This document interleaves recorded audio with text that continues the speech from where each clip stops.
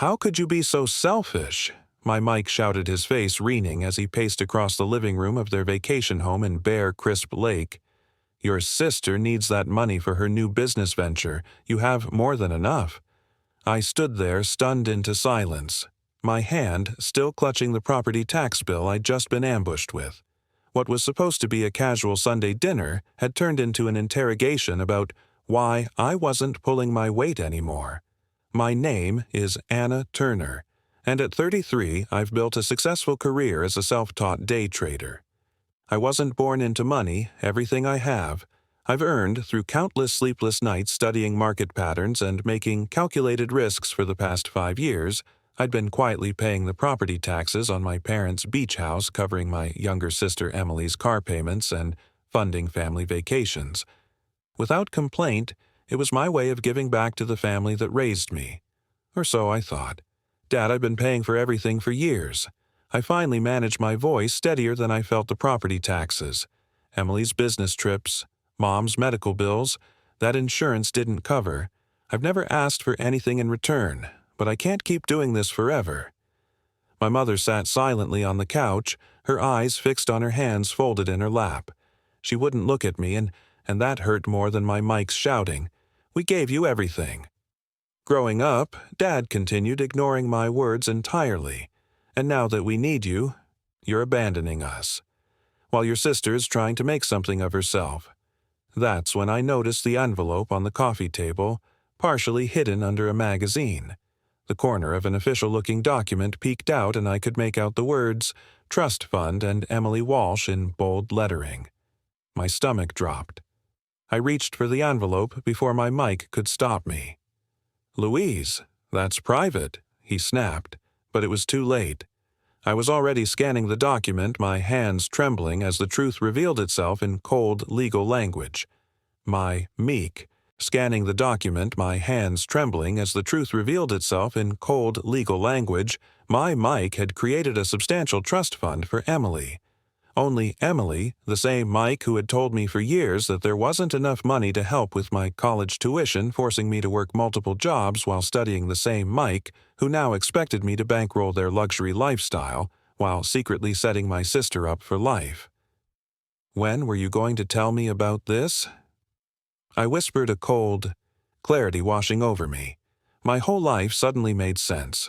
The favoritism, the different expectations, the constant demands disguised as family obligation. I knew then that everything was about to change. My Mike snatched the trust fund document from my hands, but the damage was done. The numbers were seared into my memory. 350. EO00 set aside for Emily with additional provisions for future contributions. All while I'd been told repeatedly that family finances were tight. You weren't supposed to see that, he muttered, folding the paper and stuffing it back into the envelope. Clearly, I replied, my voice hollow. I guess that explains why you never helped with my student loans growing up. The pattern had always been there. Emily got dance lessons while I was told to focus on academics. She received a car for her 16th birthday. I took the bus until I saved enough from my after-school job to buy a used Honda when college came around. Emily went to a private university with family support while I pieced together scholarships and worked 30 hours a week at a local coffee shop. I'd always chalked it up to changing financial circumstances or different parenting approaches. I never wanted to believe what was now staring me in the face. My parents simply valued. Emily, more sweetheart, my mother finally spoke, her voice gentle in that plating way I now recognized as manipulation. Your sister needs more help than you do.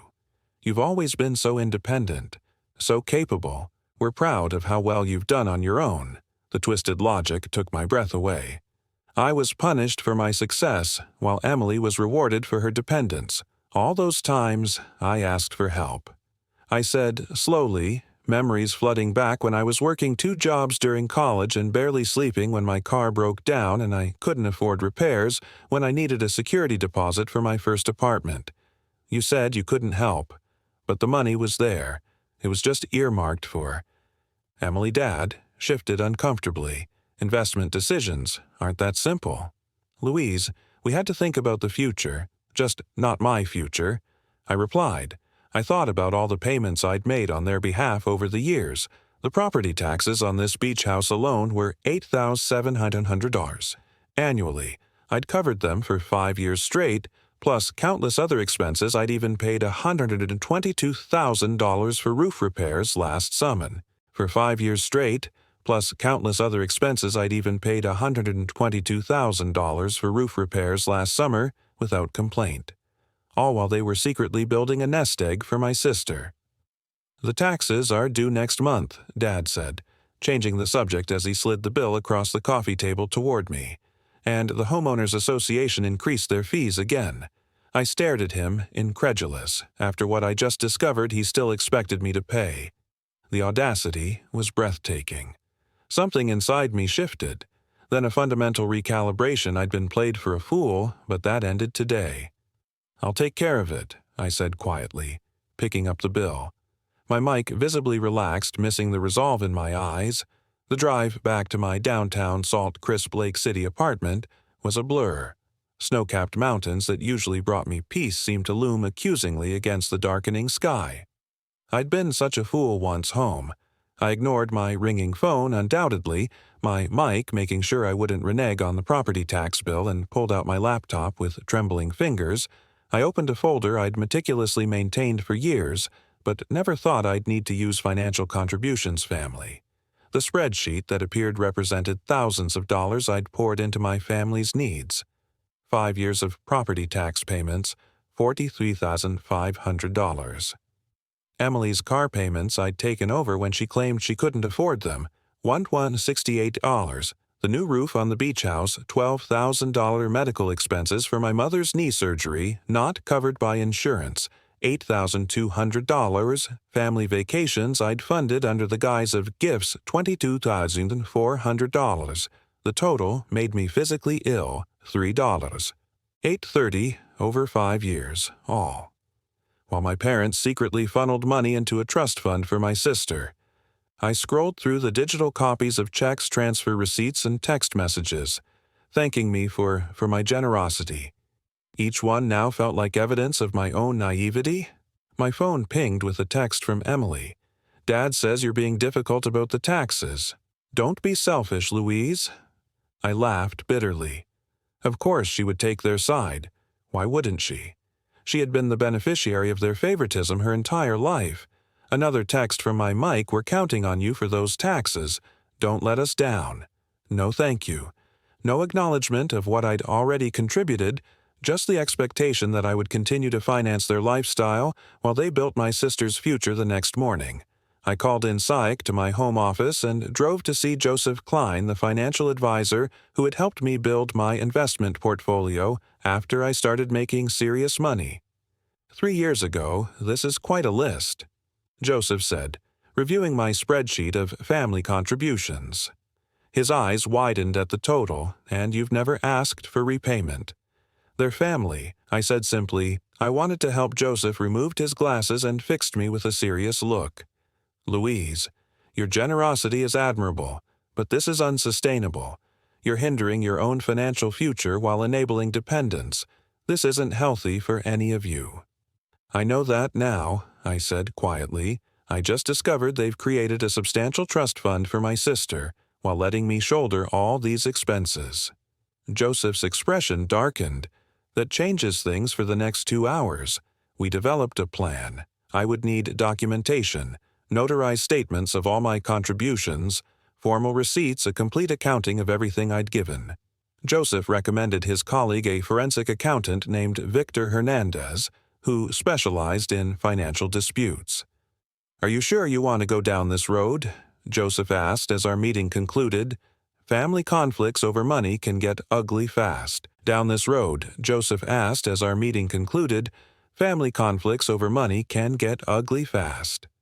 I thought about the trust fund document, about years of being told there wasn't enough to help me, while Emily received everything, about the property tax bill my mic had pushed across the table with the casual expectation that I would handle it.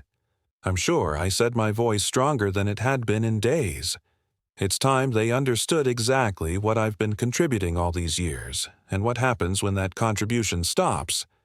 As I left Joseph's office, I felt something I hadn't experienced in years when it came to my family power. 1 week after discovering the trust fund, I sat in Victor Hernandez's office, surrounded by stacks of papers. The forensic accountant had been methodically organizing my financial contributions to the Walsh family over the past 5 years. Your documentation is impressively thorough. Victor noted sorting through bank statements and receipts. Most people don't keep records. This detailed my day trading background had instilled good record-keeping habits. Every transaction, every transfer, every expense, all meticulously tracked and categorized. So what's the total damage? I asked, steeling myself for the answer. Victor slid a document across his desk. The final tally was even worse than my initial calculations. $118,745. The additional $915 comes from interest you've lost by diverting these funds from your own investments, he explained, based on your portfolio's performance over this period. That's a conservative estimate. I nodded, feeling a strange mix of vindication and grief. The numbers made the betrayal concrete, undeniable. What now? I asked. That depends on what you want. Victor replied, if you're seeking legal restitution, we could build a case. Though family financial matters can be complicated without written agreements, if you're simply documenting this for your own closure, or as leverage in family discussions, we can prepare a comprehensive financial statement. The second option, I said for now as Victor prepared the documentation, my phone buzzed with text messages. Dad, haven't received the tax payment yet. Due date is approaching. Emily, Dad says you're being difficult about money after all they've done for you. Really, Louise? I silenced my phone without responding. Let them. Wonder. 3 days later, I received a notarized financial statement from Victor's office. The document detailed every cent I'd contributed to my family over the past 5 years, categorized by recipient purpose and date. It included a calculation of lost investment opportunity and a statement from Joseph Klein verifying the legitimacy of the analysis. That same evening, I received a call from my mother, Louise. Your Mike is concerned about the property tax payment. She began, her voice carefully modulated to hide any tension. The due date is. Next week, I know when it's due. Mom, well, will you be handling it? You've always been so reliable about these things. The casual assumption in her voice ignited something in me. 5 years of payments without a single thank you. 5 years of giving, while they secretly built my sister's nest egg. Not this time, I said quietly, a long pause. What do you mean? I'm not paying the property taxes anymore or any other family expenses, but we're counting on you. The money is already allocated elsewhere. Her voice had a frantic edge now to E. We're counting on you. The money is already allocated elsewhere. Her voice had a frantic edge now to Emily's trust fund. You mean, the words hung in the air between us. Another long silence. Your Mike told me you saw that, Louise. You have to understand. I understand perfectly, Mom. I understand that I've contributed nearly $120,000 to this family over the past 5 years. While you and Dad have been telling me there wasn't enough money to help with my education or housing. I understand that I've been financing your lifestyle while you've been securing Emily's future. That's not fair, she protested weakly. No, it's not. I agreed, and I'm done with it. I ended the call and turned my phone off completely, knowing the real storm was yet to come. My Mike wouldn't take this lying down.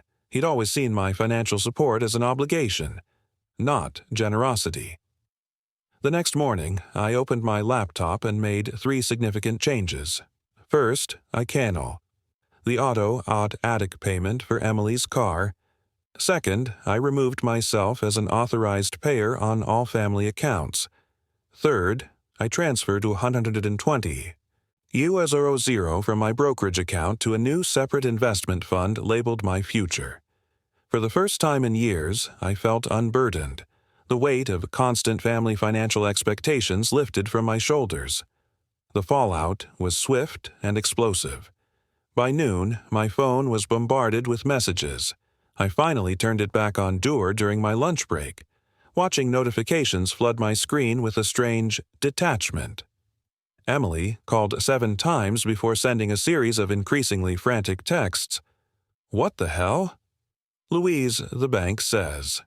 My car payment was declined. Are you trying to ruin my credit score? I have plans this weekend. Dad is furious.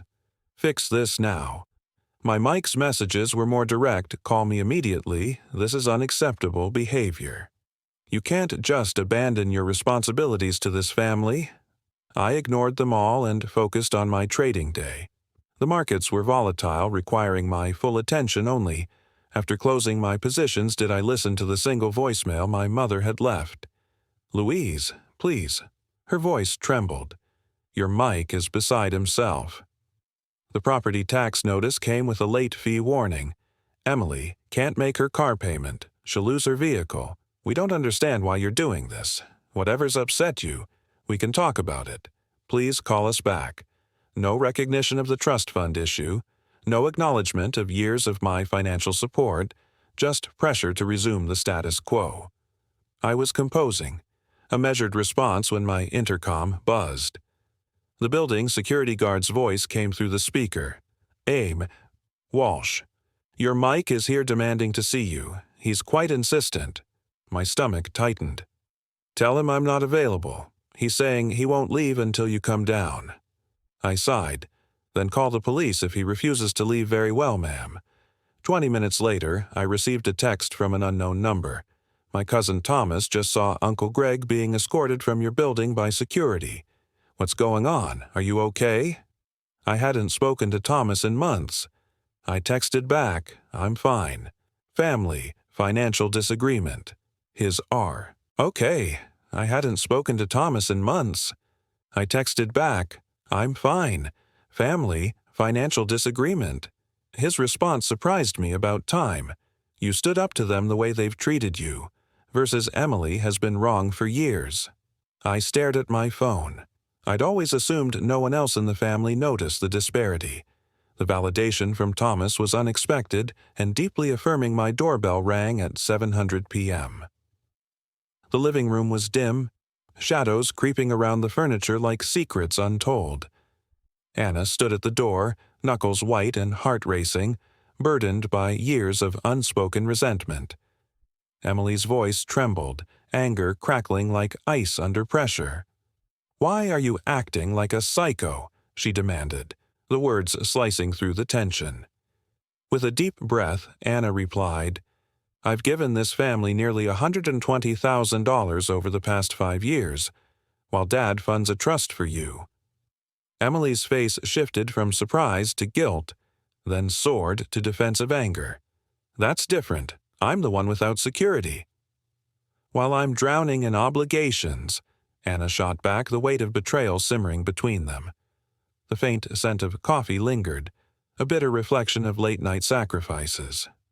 As the air thickened with conflict, Anna stepped back, breaking Emily's hold.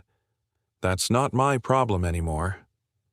2 weeks zipped by in silence while Anna focused on her financial future, cutting off the drain that had been her family. But just as she was finding her peace, an email from Uncle Pete shattered the tranquility. Your Mike is trying to rally the family against you. The echo of her Mike's manipulation closed in, a storm brewing. Are you coming to the meeting? Thomas urged. Anna's stomach tightened at the thought of facing them all. Saturday arrived, and with a professional edge and a mountain of financial evidence, Anna steeled herself as she entered her parents' home. The room quieted. Confused faces turned toward her as her Mike's posture hardened at her entrance. We were just discussing the Crisp Lake house, he began. Interesting, Anna interjected, dropping her briefcase on the table. Because I also have some discussions to bring up about how much I've contributed while funds were being funneled into Emily's trust. Gasps filled the room as astonishment overtook her family. What trust fund? Aunt Catherine asked, her eyes darting between Anna and her Mike. While murmurs erupted, Anna's gaze remained fixed on her Mike, who was now visibly shaken. For the first time, she saw fear flicker across his features, a recognition of a narrative unraveling before their eyes. Minutes felt like an eternity, but finally the meeting ended with her Mike's furious exit. Amidst the chaos, relief washed over Anna as they processed the truth.